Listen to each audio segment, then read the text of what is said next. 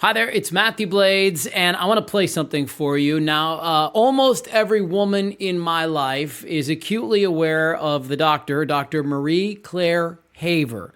She is the leading expert on menopause, and once upon a time, she said this about the podcast that Chris and I have together called I Needed That. This was freaking amazing. I was invited to be a guest on this podcast. This is the I Needed That podcast. Two dudes who wanted me on to talk about menopause. They were respectful. They wanted to be educated. They asked excellent questions on how they could be better partners. And I highly recommend, if you are struggling to communicate what's going on with your menopause to a partner, you need to send them this podcast. It's the I Needed That podcast. It's everywhere where podcasts are available. And it was one of the best hours I've ever spent in my life. So after that kind of an endorsement, what do? Well, in the podcast world, they call it a podcast swap. So we're going to today give you that episode here on Learn from People Who Lived It. She is one of the most incredible docs we've ever sat down, and we gathered so much information and understanding around perimenopause, menopause, hormone replacement. It's just an absolutely incredible conversation. And if I could just put this out in the universe, I really, really, really want men to hear this podcast. There's so much, guys, that we don't know about our wives, our girlfriends, our sisters, our aunties, our grandmas.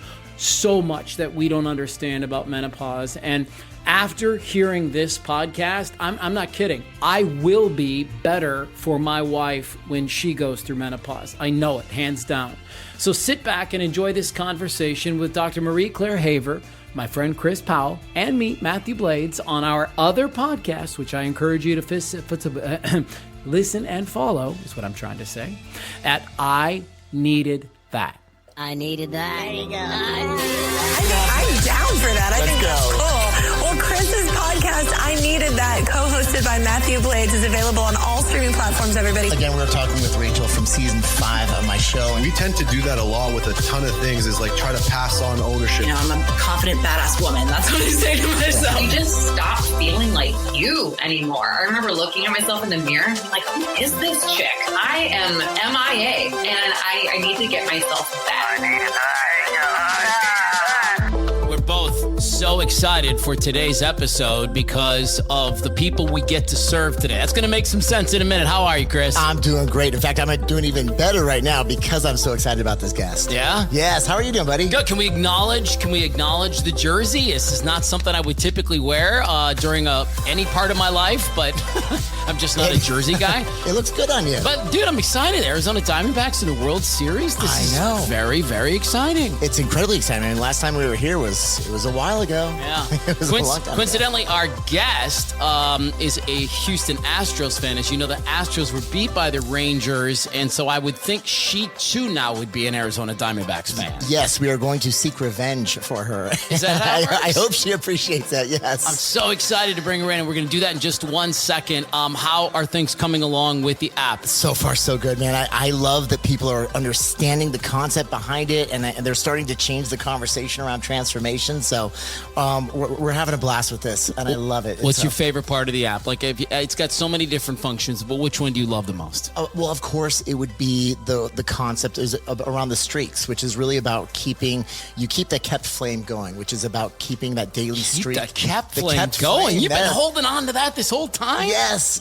Well, and you know what? It wasn't even me that named it. It was actually some of our customers like, oh, it's a kept flame. It's like, yes, you keep the flame alive. And by keeping those daily promises, and as long as you keep your focus down and you just focus on keeping those promises every single day, 1 week, 2 weeks, a month in, you look back and you go, wow, I've made a difference in my life. All right. Yeah, it's Watch been this fun. segue. Speaking of flames that make people hot, one of the side effects of menopause are those nasty little things called hot flashes. And that is the number one reason I'm excited to bring in our next guest, because my mother-in-law has just had a real struggle with menopause and hot flashes. Like, it's just been happening for so many years, and I'm hoping to hear something today that I can share with her. So you want to introduce her as I bring her in? 1,000%. So I am so excited to introduce Dr. Mary Claire Haver, who I'm going to go so far as to say you have become the utmost authority on menopause, hormone replacement therapy. I do need to say this before we mention this, but Matthew, you're 50, I'm 45. So all of our friends and our family and our sisters and a lot of our moms or mothers-in-laws, they're on the tail end of this, or they've gone through it, and et cetera. The moment I get about halfway through the name, Dr. Mary Claire, they go, Haver, oh my gosh, I love her. You're going to have her on the show. I said, oh yeah, we are. So, Dr. Haver, it is so wonderful to finally have you on the show. Well, it is so awesome to be here with you guys. I'm so excited to share everything I can and answer any questions. This is going to be the wildest podcast you've ever been on. I promise you that. We're going to have a little bit of fun at the end too. So don't go anywhere. All right. Even if we get boring, just hang in there with us because we're going to finish strong. And I'm glad you want to answer questions because I have 2 full pages of them. All from she said, bring family it on, Chris. And friends. And oh my gosh, it is the coolest thing because I do a Q&A on a regular basis on my Instagram and questions come pouring in.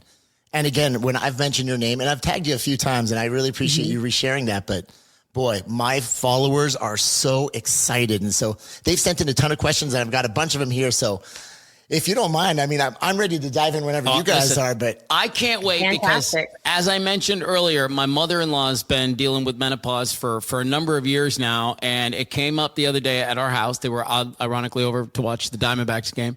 And my boys, who are 15 and 17, made the great mistake of asking my mother-in-law to explain menopause. And she is such an amazing person. She minces no words. She holds nothing back. And boy, did she walk them through the explanation, the medical explanation of menopause. And I don't think my boys will ever ask that question again. I don't think. I think that these are conversations that need to be had. Yeah, I loved it. Hats off to her for doing it and not hiding it. And that all of us, if you're going, every single woman, if she lives long enough, is going to go through her own menopause journey. It's not optional. And so that our loved ones, our family members, those in our life who physically won't go through it is so important. So your boys are so far ahead of the game and they're going to be better partners, better loved ones, better coworkers now because she did that for them. Yeah, I feel the same way. I was so happy that she walked through the whole thing detail by detail. So I think the first question that you have to ask, because we have some male listeners who check out our podcast too, but what is menopause? When does it come about? We know the word. We hear it all the time. Break it down for us. Right. So menopause, the medical definition is 1 year after a woman's last menstrual period. It's 1 day in her life. It's her menopause begins now. What it represents from an endocrine standpoint is the end of any sex hormone production from her ovaries. So basically, we're all born, females are born with all of our gonads are set. We have all of our eggs. Okay. And they start deteriorating and we start ovulating. They deteriorate from day 1. We start ovulating 12, 13, 14, somewhere in there. And then when we get to the end of the supply, we're done. They don't come back. We get a little bit of testosterone production from the adrenals, and we get a little bit of different types of estrogen in other parts of the body. But really the main source, the juiciest part of estrogen in our bodies is gone. And then we've got to live the next 30 years until we die without it, unless we replace it in some point, which is optional. And so the average age of that happening is 51. But normal is still 45 to 55. So there's a lot of variation, amongst females as to when this process actually happens. And then to kind of make the picture even more confusing, perimenopause is when your body's starting to realize, hey, something ain't right. The signs of estrogen deprivation start happening before the ovulation begins. And that could be an additional 7 to 10 years. So it's completely reasonable for a woman somewhere in her 30s, definitely in her 40s, to begin showing signs of this transition. And what do those signs look like? And what do they feel like? And how do they differ from person to person? So that's another great question. He's full of these things. These great questions. He's full of them. Physicians love if it walks like a duck, it sounds like a duck. We're taught a list of symptoms and where's the duck? What is the menopause duck? And so forever and ever and ever, and this is what I was taught. We thought it was hot flashes, night sweats, changes to our bones, osteoporosis, changes to our genital urinary system. And that was kind of about it.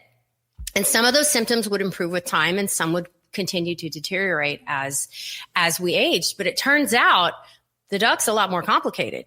There's multiple organ systems affected. It affects our brains, our skin, our kidneys, our lungs. There's not a single organ system that is not affected because we have estrogen and testosterone receptors just about everywhere in our body. And when we take those hormones away, so the symptomatology can be really different from woman to woman, where mine was hot flashes, night sweats, a lot of emotional changes. Another woman's might be creaky joints, frozen shoulder, massive headaches, so it really is different from woman to woman. Okay. So as a woman starts to experience some of these symptoms, what are some of the first things that she can do to maybe alleviate some of the symptoms, or forward thinking, say, this is about to happen? I mean, I hate to use the word damage control, but like what can we do for damage control to at least maintain a good quality of life? So one of the things that there's a few physicians in this space that I just absolutely adore. And one is Sharon Malone. She's kind of who I look up to for like the best information in menopause. And she tells me how you show up in your perimenopause is going to define the course of your menopause as far as how bad your symptoms are. Oh. Now, this is a caveat. Even with perfect nutrition, exercise, every supplement in the world, you may still have horrible symptoms. And so, but in general, good, well-rounded nutrition, a regular exercise program that incorporates cardiovascular plus strength training, supplementation if there's any gaps in your nutrition, stress reduction, a great sleep schedule. All of this is going to help you prevent some of the, hopefully alleviate or at least attenuate some of the symptoms that you might have. You just answered my next question, which is like, what are the foundational lifestyle pillars that we can start to work on? So in my new book, the new menopause, I talk about menopause care in terms of a toolkit. Everybody rushes to hormone therapy and it's so important. And I'm happy to discuss that in detail. But again, it's only the best thing in the world I could do is to have you never go through menopause. Just keep your 25-year-old ovaries pumping forever. Okay. Well, that just doesn't happen in our species. Right. So hormone therapy is a decent substitute for that, but it's not perfect. And so you must do all the other things. You must pay attention to your nutrition. You must optimize your sleep. You must work on your stress. You consider supplements if you have gaps, or there's a few supplements that may be additive to good nutrition. And so and then find a community, talk about these things, make sure the world knows what's going on here so that we can all, there's no shame around it. Remove the stigma, get the government to spend more money researching menopause so that we can all be as healthy as we can as we age. Isn't it nuts, man? And Dr. Ava, you probably have seen this in your practice too. It's like, it doesn't matter what doctor we interview, it doesn't matter what their specialty is, sleep, exercise, diet, stress management. Literally stress management shows up. In medical school and training, we don't get a lot of education around a lot of that stuff. Right. I went back to school to learn about nutrition after my MD. And so, it's tough because these are just as important pillars of care as pharmacology, which we know extensively. Right. And we got to do a better job. I think we need more holistic training in our medical schools and residencies across the board. That's a big machine to move, though. But nevertheless, I know there's most of the doctors that we have interviewed here that are really, again, they're thought leaders in their space. They're always continuing their education beyond, the PhD or the MD. It also kind of begs the question also for any woman who's starting to experience these symptoms. How does she know the difference between she's going through normal, healthy menopause, or there might be a more serious underlying condition here that she really needs to get checked out? So I think that's where having a menopause-informed practitioner, whether it's a nurse practitioner or, and those are hard to find, by the way, because we're not doing a great job training our medical students, our residents. I was not a great menopause provider for probably 15 years. And so that's my job. When a patient comes to me and she's got XYZ, this constellation of symptoms, sure, this might all be related to her menopause, but I need to make sure, is it anemia? Is there a nutritional deficiency? Is this an autoimmune disease? Is this psoriatic arthritis? Is this lupus? So when I'm doing blood work, those are the things I'm trying to hunt down to make sure I'm not missing something that kind of looks like perimenopause in a lot of ways, but actually has a different cause. Yeah. Can I ask really quick, like how often does that happen? How often does somebody come in and they're like, you know what, I think I got menopause, and then they end up with lupus or there's something in different? my clinic where I'm seeing only menopausal patients somewhere. So say most of my patients are 35, 45 plus. Okay. Yeah. I would say 10% of the time I will pick up something along with their menopause, like a lot of times hypothyroidism or hyper. I'll pick up, I've had probably 3 or 4 patients in 2 years that I picked up an autoimmune disease as well. 80% of my patients have a vitamin D deficiency. We're just not absorbing. Yeah. And so a lot of anemia out there for different causes, B12 deficiencies. So, there's a lot of stuff going on at the same time. We are aging as well as, our endocrine aging is much faster for females than the regular part of our cellular aging. But, I'm trying to be complete when they're in my clinic. Are vitamins D and B12 good things for women to be talking to their doctors about? So I think it's worth the conversation, especially, fatigue. 78% of women who are in postmenopause are complaining of fatigue versus 30% in premenopause. And so we know that there's a hormonal component, but lots of things cause fatigue. So those are, yes, I'm checking B12 levels. I'm checking homocysteine. I'm checking for overall anemia. I'm trying to make sure I'm getting, I hate to say root cause. I think it's misused, but do the root cause of what's going on. The right thing, it's the right thing to use. Yeah, absolutely. So, which actually speaking about vitamin B and vitamin D, I think it's a perfect segue into, and you mentioned supplements. And I know a lot of people go, oh, supplements, I'm just going to run straight to that. Let's make this clear first. She also made it very clear that the foundational pillars of stress management, sleep, nutrition, exercise, those kind of set the foundation. But when we do talk supplements, what are some supplements that women should start to educate themselves on when it comes to alleviating the symptoms of menopause? Sure. So I think overall health in general, vitamin D is a key pillar. Making sure you're getting enough fiber in your diet is a key pillar. For alleviating menopausal symptoms, there's been a lot of studies and they're really, really inconclusive. The Menopause Society just came out with a whole new treatise on non-hormonal options for basically hot flashes. So hot flashes and night sweats. Remember, menopause affects all the organ systems. And when you take hormone therapy off the table, either through choice or you just can't have it because of a medical condition, then we really have to look at symptom by symptom and address them individually. So if we're talking hot flashes, the Menopause Society is saying black cohosh, might help a little bit. Soy-based products might help a little bit. They're not routinely recommending them, but there are a few patients who may see some success with. Is it because of the high estrogen levels in soy? So it's called phytoestrogens. Lots and lots of foods have phytoestrogens in them. So these are chemical components naturally found in things that we eat or ingest that have estrogen-like properties. They weakly bind to the estrogen receptor. So that you will see some alleviation of symptoms in some patients, but it's not universal. So as far as helping out Matthew's mother-in-law, so she's been suffering. I mean, how long has she been? How old is she now? And she's still experiencing hot flashes. Yeah, it seems like longer than it should. I mean, that's what I'll answer, right? Without outing 7 her years. completely. 7 years is the average, but it could go on for decades. I mean, most women will be done by year 14 of hot flashes, which just seems like an eternity to me to suffer because they are so disruptive. And we know now that people who suffer severe hot flashes, like life disrupting hot flashes, have a higher risk of dementia and a higher risk of cardiovascular disease. And now we're doing the research to see, is it the chicken or the egg? Is it the hot flashes causing it? Or is it, you're just having hot flashes because you're higher risk for these other things because you have poor blood flow? I have a question in the back. Yeah. It seems like a really good time to just have this conversation with you right now, which is, okay, I get it. I'm in menopause and I'm having hot flashes. What the hell can I do to calm these things down? Is there things? So let's go there really quick and just help people out. Best thing that's going to work almost 100% of the time that actually is safe for the vast majority of patients is going to be giving you back the water you were drinking. Just giving you back the estrogen that nature took away. That is going to be the number one treatment. Perfect. And nothing works better for hot flashes than that. Now, there are other pharmaceutical options out there that are non-hormonal that do work, not as well. Veoza is the brand new one that just came out.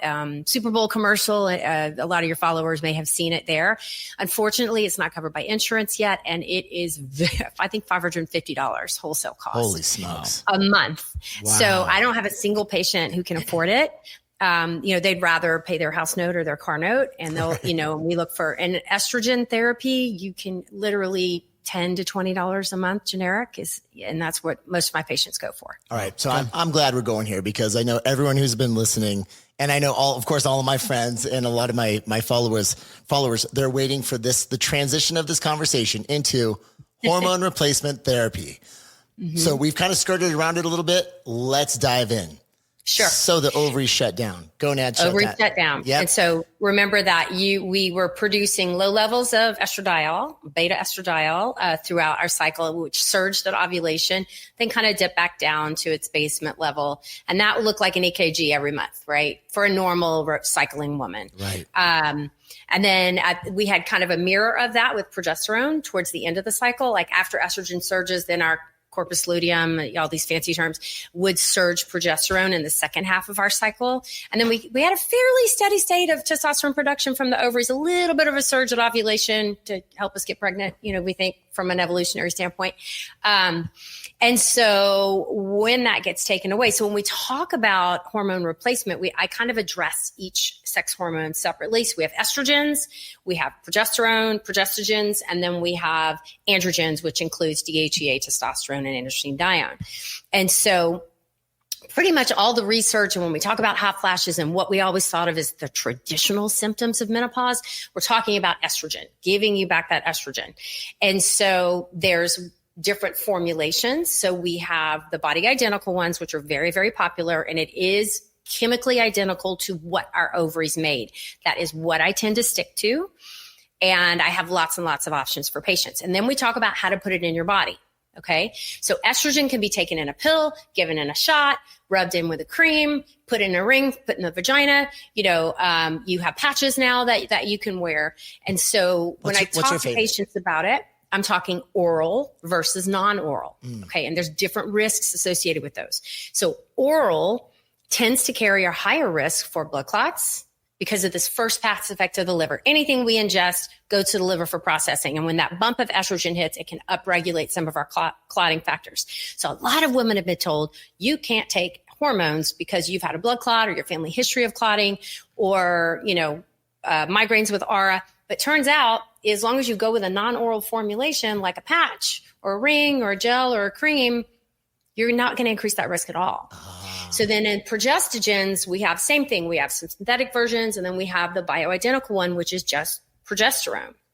And that one's a little bit special in that there's creams with progesterone, and the progesterone is a humongous molecule, and it does not pass through the skin very well.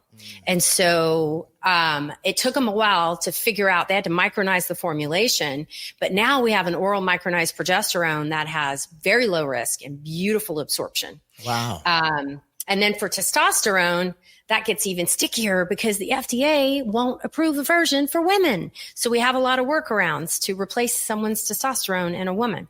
Wow. So again, there's pills, there's shots, there's gels, there's creams. Never want to do oral for testosterone, pretty much for the same reasons. It really messes up with our lipid profiles. And so most doctors who know what they're doing will do a non-oral option for testosterone.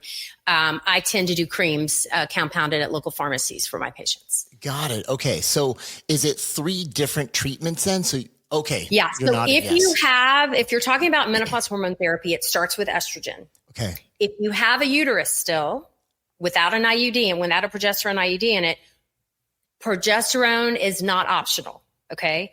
If you've had a hysterectomy or you have this IUD, it's an option.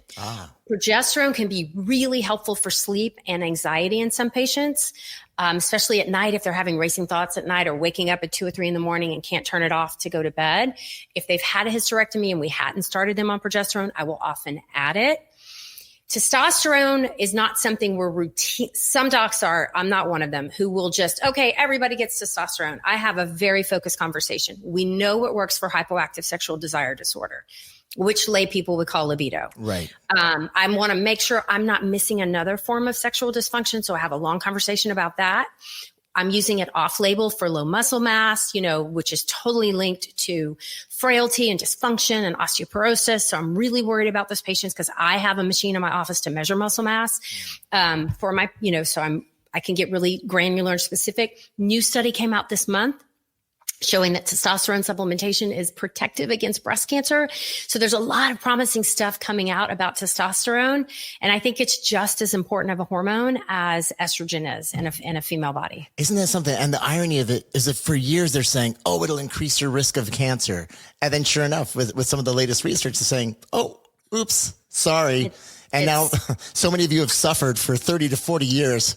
I think we have a whole generation of women who have suffered needlessly and shortened their lives.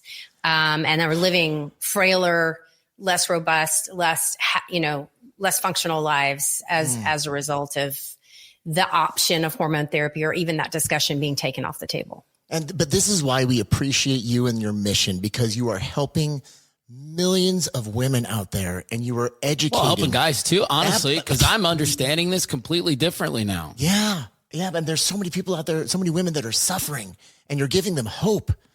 So speaking of hope, yeah, and you're right. I mean, like think about all the family members and the spouses and because guess what? If you're in any kind of relationship and she's going through it, you're going through it too. 1000%. And I swear, my social media exploded when I started validating, when I started talking about, it's not like I woke up and decided that frozen shoulder must be a part of menopause. 10,000 people asked me on social media. I wasn't seeing enough patients in clinic to be able to see the patterns evolving. Like my practice and my understanding of menopause has evolved as the conversation has exploded on social media and helping me understand this is much, much bigger than what we thought.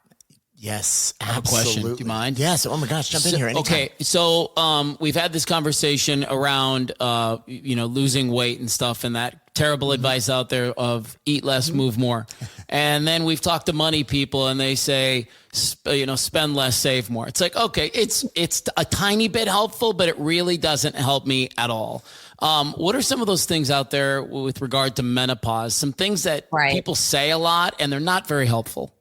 So I was taught this. I said this for years. Again, part of me being a terrible menopause practitioner was the eat less, move more. That's all we were taught in med school. We didn't learn anything really about nutrition or quality of nutrition or leptin and ghrelin and PPY and GLP-1 and all these hormones that control hunger and satiety and how our brain reacts around food and how and where, cortisol and how we store fat. And so that really took me going back to school to break this all down. But to be honest, I still have to have a conversation with myself when I look at a scale, that number on the scale does not represent your health. And that I was so tied to that. I was under this impression that I was healthy because I weighed a certain thing, because I was considered to be thin, and that I really did myself a disservice for 20 years focusing on cardio and not picking up weights. And that muscle mass would have served me so much better at this age and beyond than it would have. So the conversation I have now with patients is around body composition. So we talk about loss of muscle mass and gaining fat. I don't care if you rock those hips. I'm like, that subcutaneous fat, if it's in modest amounts, makes you beautiful, makes you who you are. That's your genetics. I'm like, what we're worried about is the intra-abdominal fat, the visceral fat. That is the fat linked to inflammation and hypertension and diabetes and stroke and cancer. And so that's the kind of fat. And that fat does not, yes, if I starved you and locked you in a cage, you would lose it, but you'd also lose your mind and everything else. But it does respond to fiber intake and sleep and cortisol and, all the things in the toolkit that we talk about. Yeah. So I got a question for you. And I had the most incredible professor in the university, and he was always talking about, when you were talking about hormones like testosterone. He called it a hormone of accommodation, in that the more testosterone your body produces, or the more you have in it, the more muscle you can accommodate. And so, and granted, of course, She's not all in there, Chris. She's not all in with your amazing professor. Stimulus. It's going to require a stimulus. And then, of course, after that stimulus, then, of course, you have to be in, we can talk, protein synthesis, and we can talk mTOR and everything like that. Nevertheless, where I'm going with this is the rapid drop of testosterone.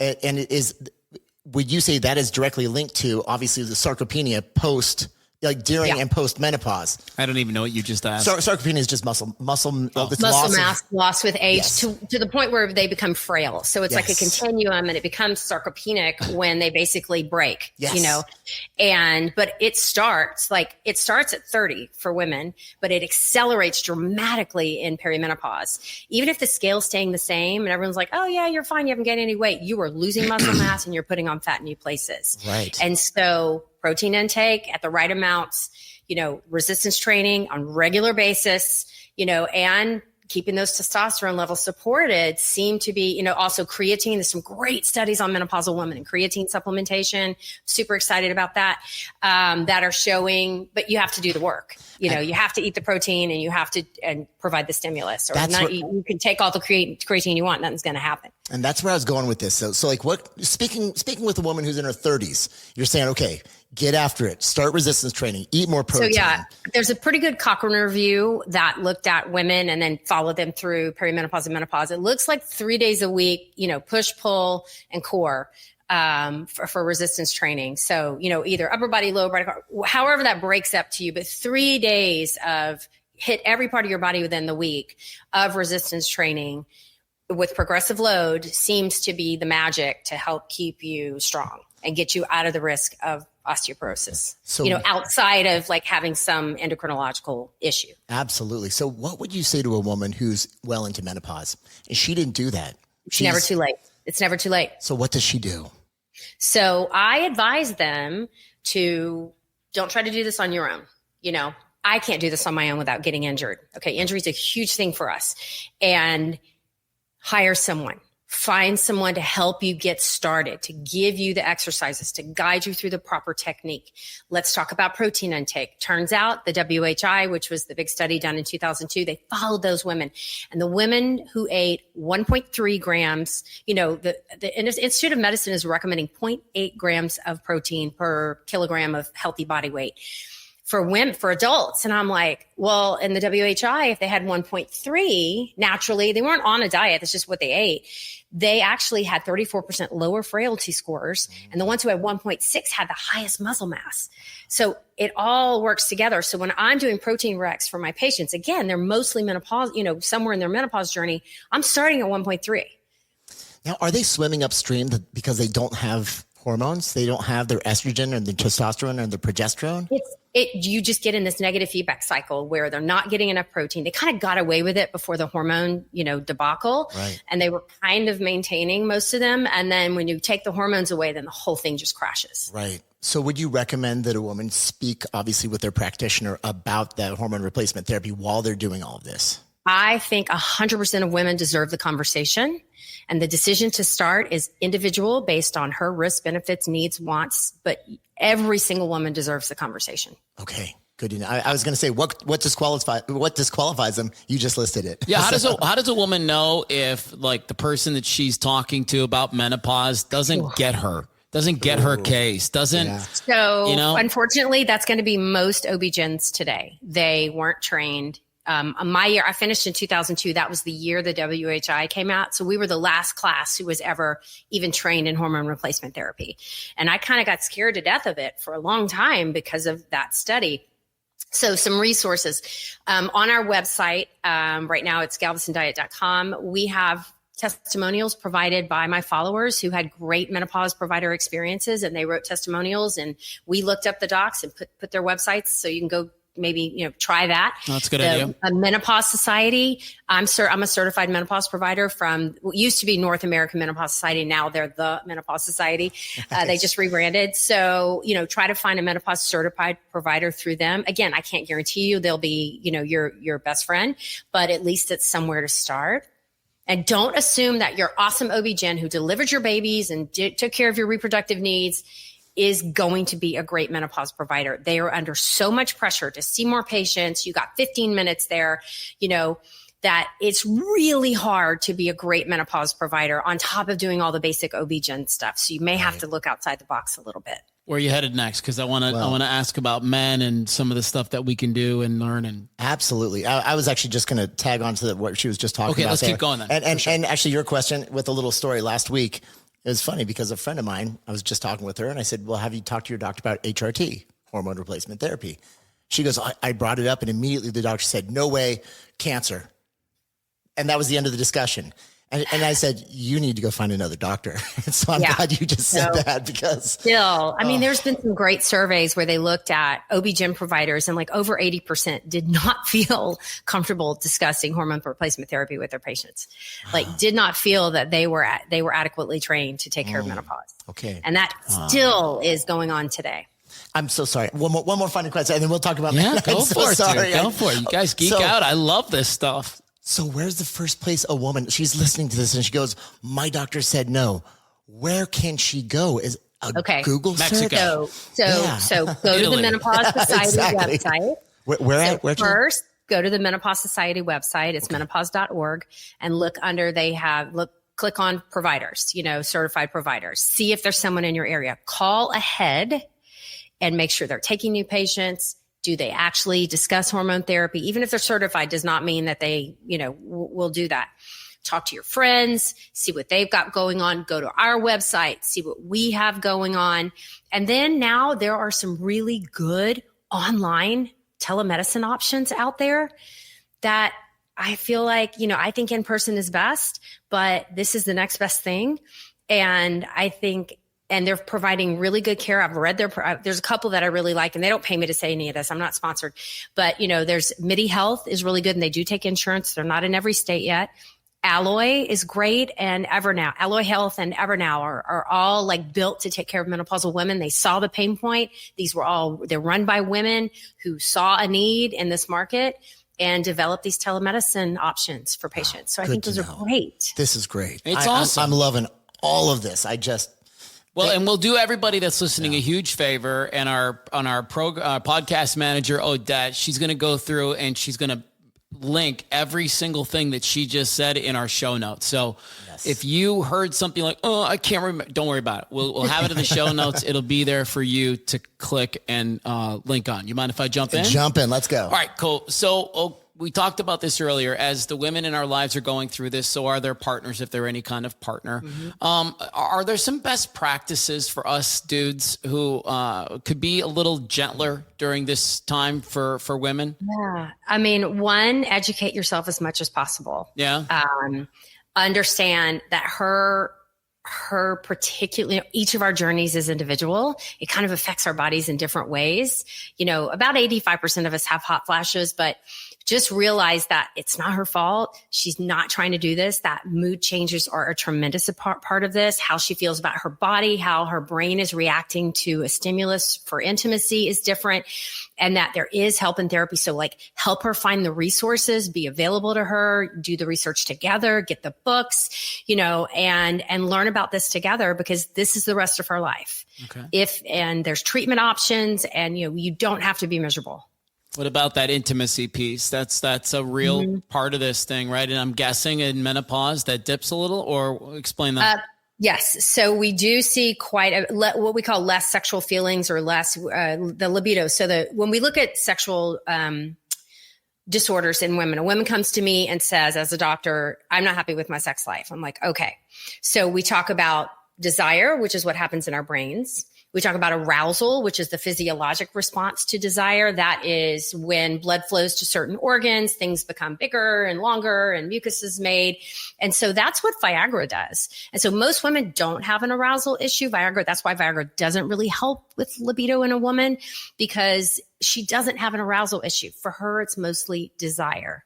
And so, and in women, we have spontaneous desire and we have reactive desire. And so about 85% or 80% of women will have reactive desire. They need a stimulus. Whereas a man, typically they just wake up and yes, of course, why would I not want to do this? It's amazing. And so, and women, we're just kind of built differently, and that the communication here is so very important between partners.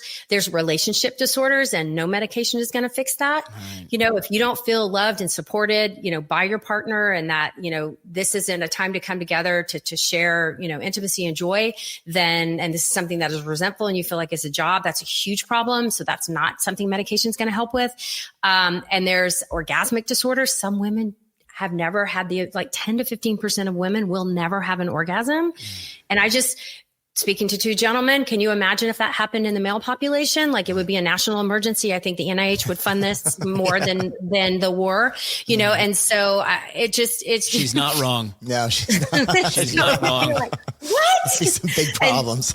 So it's, you know, how society kind of judges how females are expected to like react to the sexual response. So there are medications out there that can be helpful for desire, which is what the majority of most women experience in perimenopause, is a decrease in desire. It has nothing to do with her love for her partner or her relationship. It's everything to do with what's going on, a lot to do with what's going on hormonally. There's a great book out there, and please link it on your podcast, called You Are Not Broken by Dr. Kelly Casperson. It's one of the best resources.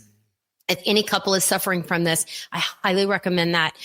She's a urologist who specializes in female sexual health, and it's just so full of good information and lots of information about different pharmacologic options for treatment. Good. Glad I asked. This is great stuff. It's such a great conversation because it's all real stuff. And we talk about it on our podcast all the time, Dr. Haber. It's like, well, you can't just sit up here and just talk about imaginary things. Like, you got to hear something that you can put into your life. And that's what you've done all day. No, this is incredible. And I'm so excited for all the women out there and their partners that are listening, so that now we can actually take a much more educated approach to whatever they might be dealing with right now. And yes, there is hope. That's why I want everyone to know who's listening right now. If you're struggling right now, there is hope. Even if you go to your doctor and the doctor goes, no, I don't even want to talk about it. Well, now there's options, and now you know where to go. Man, so my mantra is menopause is inevitable, but suffering it's not. I love that. I love that. You know, just kind of buttoning a few things up. You did mention, and I think it's important to go here. You mentioned a couple times saying this is the rest of your life. You know, whether you choose to, you go through menopause, and whether you do want your hormones to drop, or if you do choose something like hormone replacement therapy, here's the question. Is that something a woman needs to do then for the rest of her life? Potentially, if she wants to enjoy the benefits of it. For example, in one of the newer studies, or one of the newer lookbacks of the WHI, was performed by the American Heart Association, and they published this in 2020 in Circulation Magazine, where they looked at the risk of cardiovascular disease from the patients who were on hormone replacement therapy in the form of estrogen plus or minus progesterone or not. And the women who were on it had a much lower incidence of cardiovascular disease and death from cardiovascular disease. Actually, HRT was more likely to prevent death than a statin. Wow. You know, than Lipitor. Wow. And so once you stop hormone replacement therapy, your risks will go back up to what they were before. Your genital urinary syndrome, the bladder, the vagina, all those tissues are highly, highly dependent on estrogen for their health. And when we stop replacing that, either through systemic or in vaginal estrogen, then you're going to go back to where you were, or start experiencing the atrophy and the recurrent UTIs. I'm kind of wondering if guys should be doing this. Do tend to end. Hot flashes will end probably eventually one day, but the mental health, I mean, there's so many things that once we stop the hormone replacement therapy. So now there's no age at which you have to stop. We don't say 60 or 65. If you're hearing that, that is wrong. Wow. Okay. It is when for you as a female, the benefits, as long as the benefits outweigh the risks for you, you can keep going. And my kids tease me that they're going to bury me with an estrogen patch on. When they dig up my casket, there'll be some bones and an estrogen patch and some silicone or something when Yeah, but you know what? You're going to say that was a hell of a ride because you got to enjoy all of it. And isn't that the point? As long as the quality of your life is maxed out, man, why wouldn't you? That's the point of all of this is that, is that you can actually live a healthier, happier life and be able to climb the mountains and enjoy, and not suffer from chronic disease. Your risk is lower with hormone therapy and sleep and nutrition and all the things. So does insurance typically pay for, because I'm sitting over here and I just said to Chris, while you were talking, I was like, guys should be looking into this hormone replacement therapy. Like, it seems like it would benefit us too. Dude, I'm on So HRT. there's no menopause, but there are, men tend to peak at 19, shocker, of their testosterone levels. And it kind of slowly drops off to about 35 or 40. And then you're pretty steady for the rest of your life. Not to say that a man won't benefit, because it's funny that men have a massive interman variability. So like one guy could be walking around at 1,000 at 90 and the other guy is at 300. Now they both may feel fine and never thought they ever needed anything, but we do see a tremendous variation from man to man. But it does tend to stabilize at about 40 and then drop off. But I think if you need something, you need to go get it. Whatever it takes to make you healthier and happier and live a more fulfilled life is what you need to do. Now, insurance, great question. Only the FDA approved versions are covered. So for my patients, I tend to stick with non-oral forms of estrogen, right? Because of that those risks we talked about earlier. So I'm usually doing an estradiol patch. Generic, multiple options, super easy to afford. Even without insurance, we're talking $25, $30 a month. Okay. Oral micronized progesterone, $5, $10, $12 a month, even without insurance. Okay. Testosterone's a little trickier. I usually have to compound that. We're calling around. We're checking prices. I got a great pharmacy close to me, $30, $35 a month. So I can usually get my patient, if she needs all three, covered for about $100 a month. Now, there's a lot of these clinics popping up all over that are selling these alternative methods and claiming that they're better and safer and all this stuff. Not true. I don't have and trust me, I want the best for my patients and I don't want them to be robbed. But you should not be paying hundreds of dollars a month for hormone therapy. There are ways around this. And if your doctor is only offering you one option, and it's usually a pellet, and saying, this is it, this is all I do, then that's a red flag. Their job is to offer you all of your options. And if you two decide that this is your best option, you don't mind paying 5 times what my patients are paying, that's up to you. You get to spend your money the way you want. Are there natural ways to be dealing with menopause too? Like, that's something I personally Google from time to time when I get different ailments. I'm like, natural ways to, cure a cold, or natural ways to fight COVID, or whatever that is. So I think natural, I'm giving bioidentical hormones back. So those are about as natural as you can get. That's what I was thinking. Plant-based. So like taking out, but they do have to go to a lab to be processed and made. I don't just take yams and rub them on your skin, and that doesn't actually work. People have tried it. People have put them inside. I've pulled them out of people's. I pulled out yams out of people's insides, thinking that they were helping with menopausal symptoms, but that's not how it works. So you have to extract the phytoestrogen and then process it to get anyway. So ER stories. Good to know what people need to watch for as far as, because I know there's a lot of people promising a lot of solutions out there. There are, and I talk about this in the book, there's a lot of miracle cures out there right now. Like the world has realized there's, savvy entrepreneurs have realized there's a pain point and that women are desperate. And there's a lot of fake cures out there. Just buyer beware. If it's a miracle cure, if it's, you need a randomized controlled study to get the best data, all these I don't want to say brand names, but there's a lot that's popping up on my feed that I'm like, nope. I'm not sure. helping. Save your money. Well, I was going to say, man, look, I started HRT 6 years ago. I went and I got tested. For testosterone. My test levels, they were below 150, and I was exhausted. Mine were that exact same. I'm telling you, from years of stress, travel, it was just, I was so off, and the doctor's like, hey, you should really consider this. I did. My energy levels are back. I feel incredible. I mean, obviously I can recover from my gym workouts. Like it's changed my life. That's why I'm really passionate about this. And I love this conversation because, again, I want to leave it to the authority on this so she can really speak to all the ladies out there that are suffering. But yes, if you got to talk to your doc. I started taking the testosterone and I got a little angry on it. Really? Yeah. Ah, Well, you okay. probably got overdosed. So Yeah, just, that's what we- you know, okay. just have them just do a little bit and then you work your way up slowly and you'll find your homeostasis. Yeah. They literally brought me up to about 600 and I'm good right there. Like Feel great. Oh my gosh. I mean, some of these guys are, you know, they're off the charts at 1,500, 2,000, everything. I'm 600. I am happy as a clam. All right. I'm good. Let's wrap up with Dr. Haver. Throw through a little round of we have 3 things that we love to do with every single guest. We're gonna play Would You Rather, name that tune, and then we're gonna ask you about promises. Okay. All right. Okay. Like I said, a little bit more of an interesting podcast. I'll start with Would You Rather while you pull up some music. So would you rather know everyone's death date or read people's minds? Read their minds. Yes? Tell me why.